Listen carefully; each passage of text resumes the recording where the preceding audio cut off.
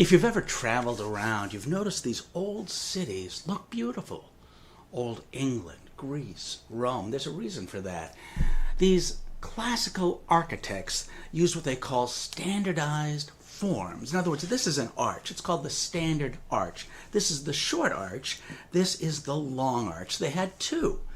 And by using these two arches, you can make these beautiful windows, beautiful doors. It's hard to see the difference in size. Here, when you have two next to each other, it's much more pronounced. So there you can see the short and the long arch. Now, let's just talk about the short arch for now. The short arch, oh, you thought that was the short arch? No. They're color-coded so you can tell the difference. You have the short arch and the long arch. I know it's it's a difficult concept to grasp. Short and long. So now that you understand the basic idea,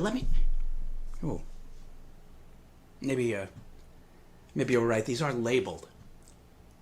This is the short arch. They're labeled on the other side, which is something you'd want to do if you're going to build something. So you have the short arch, you have the long arch. It's a very simple concept, but there were variations. Variations here. For instance, here, you can take a short and a long, and it'll always match another short long. They're exactly the same, a short long with a short long. But what if you make it a long short? Well, they're still going to be the same because long short matches a long short. It gets weird when you take the long short and make it a short long. A short long will, of course, be shorter than a long short. It is weird, isn't it?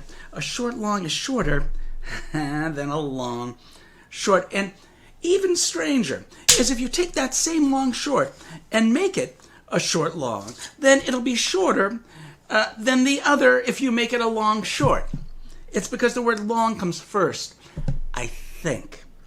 The only thing we know for sure is that two shorts will always be smaller than two longs. Just get a little muddy in there. And even more strange is when you consider the fact that every piece is exactly the same size. That's the long and short of it.